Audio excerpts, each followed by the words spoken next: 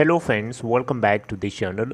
दोस्तों, इस वीडियो में हम बात करेंगे कि मार्केट में इतनी बड़ी गिरावट ऑलरेडी चल रही थी कई दिनों से, और आज हम लोगों को एक और बहुत बड़ी गिरावट देखने को मिली। इतना बड़ा मार्केट क्रैश क्यों हुआ, इसके पीछे क्या कारण हो सकता है, इसको हम जानने की कोशिश करेंगे एक छोटी सी वीडियो के माध्यम से। लेकिन उससे पहले आप लोगों से रिक्वेस्ट करना चाहूँगा, अगर आप चैनल को फर्स्ट टाइम देख रहे हैं, मेक श्योर कि आप इसे जुड़ जाइए और बेल आइकन को जरूर सेट करिएगा।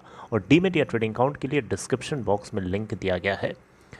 दोस्तों, सबसे पहले मैं आपको बताना चाहूँगा, इस पूरी मार्केट क्रैश के पीछे का सबसे बड़ा कारण एक है कंज्यूमर प्राइस इंडेक्स। वैसे तो बहुत सारे कारण हैं, लेकिन तीन मोटे मोटे कारण के ऊपर हम फोकस करेंगे। अगर हम सबसे पहले बात करें सीपीआई, कंज्यूमर प्राइस इंडेक्स, आप देख सकते हैं अप्रैल के महीने का डेटा जो आया है, आप देखिए यहाँ पे CPI inflation surges to near 8 year high of 7.79% in April. दोस्तों, अप्रैल के महीने का कंज्यूमर प्राइस इंडेक्स का जो डेटा है 7.79%, 84 बेसिस पॉइंट हायर निकल के आया है मार्च क्वार्टर के कंज्यूमर प्राइस इंडेक्स के डेटा से, जो कि 6.9% के आसपास था। 84 बेसिस पॉइंट का शार्प जंप जो देखने को मिला है, ये एक और बहुत बड़ा फियर क्रिएट कर रहा है, एक बहुत बड़ा डर क्रिएट कर रहा है। और शायद आरबीआई के अंदर जो सबसे ज़्यादा डर था इसी बात का था, जिसको टैकल करने के लिए उन्होंने रेपो रेट को इंक्रीज़ किया था 40 बेसिस पॉइंट से, इस उम्मीद के साथ कि इन्फ्लेशन को कंट्रोल कर पाएंगे। लेकिन इन्फ्लेशन रुकने का नाम नहीं ले रही है, ना सिर्फ इंडिया में बल्कि US, United states of America के अंदर इन्फ्लेशन बहुत ही तेज़ी से राइज कर रहा है। वहाँ पे भी कंज्यूमर प्राइस इंडेक्स पिछले कई सालों के रिकॉर्ड्स को तोड़ दिया है। पिछले कई सालों के रिकॉर्ड्स टूट चुके हैं। कंज्यूमर प्राइस इंडेक्स लगातार वहाँ पे भी उसका ग्राफ ऊपर उठता जा रहा है, जिसका साफ साफ डेमोन्स्ट्रेशन है कि इन्फ्लेशन कंट्रोल से बाहर होती जा रही है। और वहाँ का असर पूरी दुनिया के ग्लोबल मार्केट के ऊपर पड़ रहा है। और इंडिया के अंदर इन्फ्लेशन की क्या सिचुएशन है, ये आपको बताने की ज़रूरत नहीं है, आप डेली लाइफ में महसूस कर पा रहे होंगे। और शायद इसी वजह से एक बहुत बड़ा डर है दोस्तों मार्केट में कि आरबीआई इस तरीके का फैसला फिर से ले सकता है कि उसको रेपो रेट बढ़ाना पड़े। देखिए, आरबीआई को रेपो रेट जून में बढ़ाना था, लेकिन झटका दे दिया अचानक, सडन उसने एक मार्केट को सेकंड कर दिया, एक तरीके से हिला के रख दिया, कंपित कर दिया एक तरीके से, अचानक इस तरीके का अनाउंसमेंट करके। और ये अनाउंसमेंट ऐसा नहीं है कि आखिरी है, ऐसा अनाउंसमेंट आने वाले टाइम में और हो सकता है। इसी बात का सबसे बड़ा डर है, जी हाँ, इसी बात का सबसे बड़ा डर है। और शायद इसी वजह से अभी इसमें बहुत तेज़ी से हमें शार्पली बिकवाली देखने को मिल रही है। उसके पीछे कारण है एफआईआईज़ का बाहर निकल के जाना, फॉरेन इंस्टीट्यूशनल इन्वेस्टर्स का इंडियन मार्केट से निकल के जाना अपने आप में बहुत ही बड़ा दुखद है, बहुत ही बड़ा खतरा है।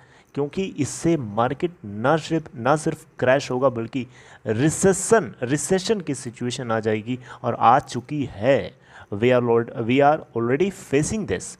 दोस्तों, रेपो रेट के बढ़ा देने से खतरा मार्केट को क्यों है? मार्केट डरता है, मार्केट कांपता है रेपो रेट बढ़ने से। इसके पीछे का सबसे बड़ा कारण है रेपो रेट बढ़ रहा है, जिसकी वजह से निफ्टी 50 हो, चाहे निफ्टी 100 हो, चाहे निफ्टी 500 हो, चाहे कोई भी इंडेक्स उठा के देख लीजिए, कोई भी सेक्टर उठा के देख लीजिए, बैंकिंग सेक्टर हो, मेटल सेक्टर हो, कोई भी सेक्टर आप उठा के देख लीजिए, सभी के अंदर गिरावट के पीछे का सबसे बड़ा कारण है कि कंपनीज का मार्जिन, जो प्रॉफिट है, उसके ऊपर सीधा सीधा इसका असर देखने को मिलेगा।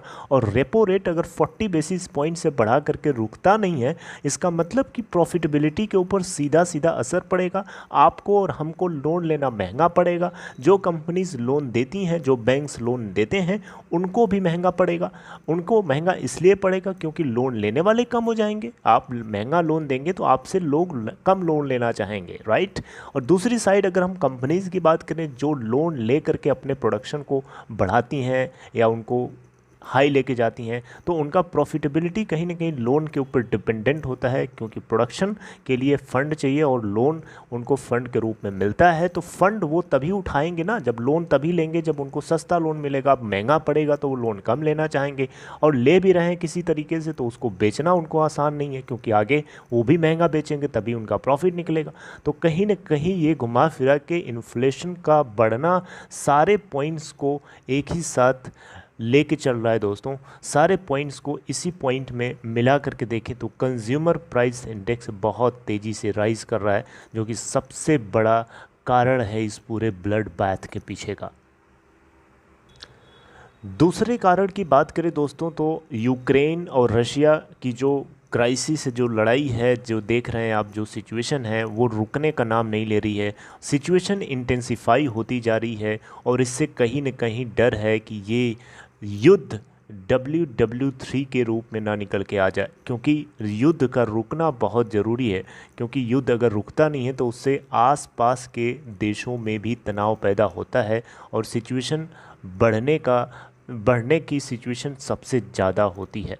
तो ये अपने आप में एक बहुत बड़ा कारण है। प्लस अगर ये क्राइसिस बनी हुई है जिसकी वजह से चीज़ें सप्लाई डिमांड में डिसरप्शन हुआ है, क्योंकि यूक्रेन भी तो अपने आप में देश दुनिया का एक हिस्सा है, वो भी तो सप्लाई करता था, कुछ न कुछ मंगवाता था, कुछ न कुछ भेजता था। तो वहाँ से वो चीज़ रुकी हुई है जिसकी वजह से एक क्राइसिस से हम सब गुजर रहे हैं, राइट। तो ये कुछ बड़े कारण हैं दोस्तों जिनको आपको पता होना चाहिए और जल्दीबाजी में कोई काम नहीं करना चाहिए, क्योंकि ये जल्दीबाजी की वजह से हम सब धोखे में आ सकते हैं, क्योंकि हमें नहीं पता कि आगे क्या होने वाला है और आपको भी नहीं पता। और आपने देखा कि पिछले ऑलरेडी रेपो रेट के बढ़ाने से पहले ऑलरेडी मार्केट बुरी तरीके से क्रैश हो चुका था, लेकिन जैसे ही रेपो रेट बढ़ाया 7% 8% से ज़्यादा भी मार्केट ऑलरेडी और क्रैश हो गया।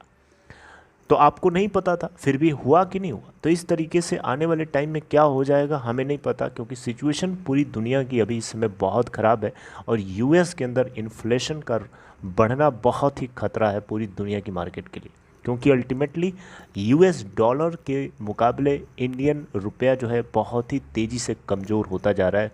पिछले कई सालों के, कई ईयर्स के रिकॉर्ड टूट चुके हैं, आप खुद सोच के देखिए। तो दोस्तों ये कुछ कारण थे। I hope you like it. अगर आपको इन्फॉर्मेशन अच्छी लगी हो, मेरी बताई जानकारी अच्छी लगी हो, तो इसे अप्रिशिएट करने के लिए लाइक कर देंगे तो अच्छा रहेगा। And take care, see you next time.